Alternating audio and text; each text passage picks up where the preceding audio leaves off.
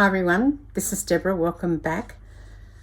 Today I'm going to show you how to join the quilt blocks. Now I have done this already in, I think it's number 4 if you want to go and have a look. I'm not putting any binding on the back of my quilt blocks, so they won't be sashing. But if you've already put your fabric on your quilt as you go blocks, which is kind of the very loose method I'm using, or improv quilting, or whatever it is you're doing, where you've already put your backing on and you just want to join them. You don't want to have another piece of fabric going over the top, which is what I'm going to do. I was asked by somebody to show you how to do that. So I'm using this pink fabric as the binding or the sashing for the back, and hopefully you can see the difference. You should be able to in the colour, because it is a bit counterintuitive. Now I have cut my strips longer than the blocks that I'm joining. You don't have to, but I do that so that I've got some wiggle room. This piece here is 2 inches and I've folded it and pressed it in half.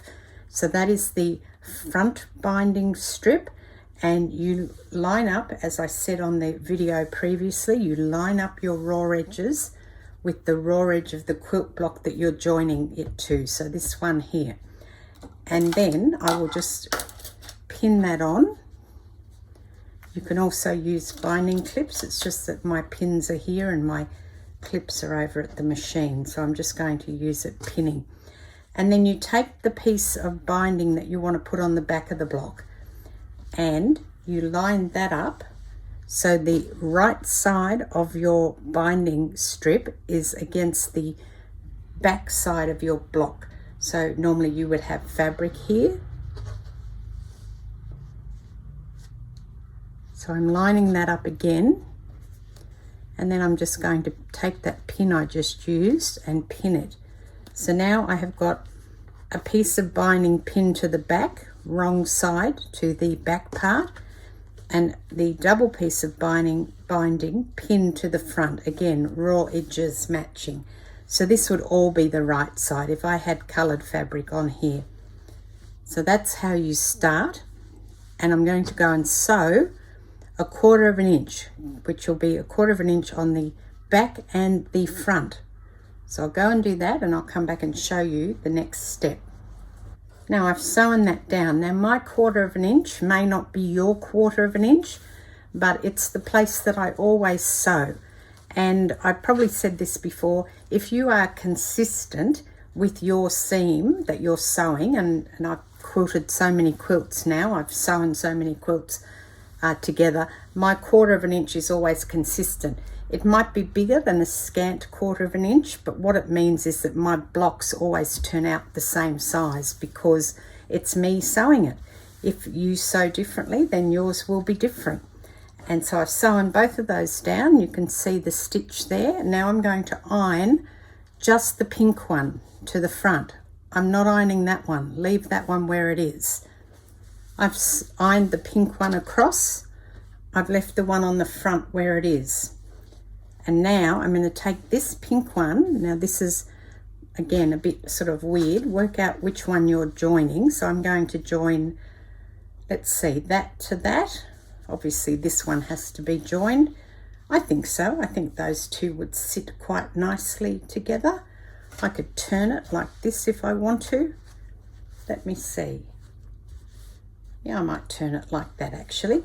So now I'm going to take that piece there, which is the back side of my quilt, and I'm going to take the side that I want to sew this to, and I'm going to put them together like that. So it looks a bit weird because you've got the back of a quilt and then you're seeing the front of your block. So you've got back block, front block, but the two backs are together, and the right side of your back binding strip, so this piece here, is against the reverse side of your block. So it's basically just what we did before. Now obviously you need to make sure they're lined up this way and that they're lined up here at the top.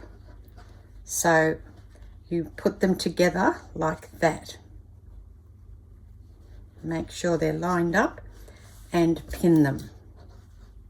And what happens is when you put that on is these two blocks will sit side by side. So it's a bit weird when you put it on the first time. You probably think it's a bit counterintuitive for how you should be, but trust the process. The right side of your back binding strip goes against the back side of your quilt block. You can see I've got a bit of extra. I caught some of the batting when I was sewing down my yo-yos, and I just cut around them. I'm going to leave it there. It's not going to make any difference. It's going to be hidden, so it'll be fine.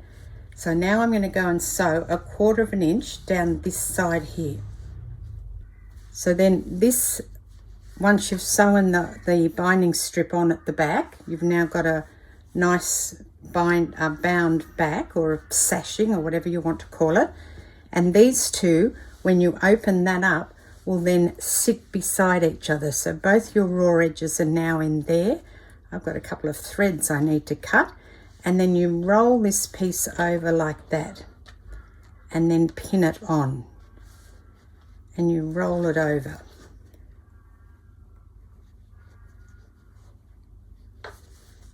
And then I need to press this, but then you go and you sew that down there, so you end up with a nice piece of binding on the front, piece of sashing binding, and you end up with the same on the back of your quilt. And that's how you would normally join a quilt as you go block. I'm not doing the back one because I don't think I have to. I'm just putting the binding strip or the sashing on the front of my blocks, and then I'll put a piece of fabric all the way over the back, and then I will stitch in the ditch from the front of the quilt down either side of that piece of sashing, so that I'll basically be going back over the stitching I've done on this side, and where it's joined I'll just go in the ditch there. And that's how you do the sashing on both sides of your quilt. So I hope that helped. I hope that answered the questions that I was asked about this in the comments, and you got something out of it. So thanks for watching. I'll catch you next time. This is Deborah. Cheers.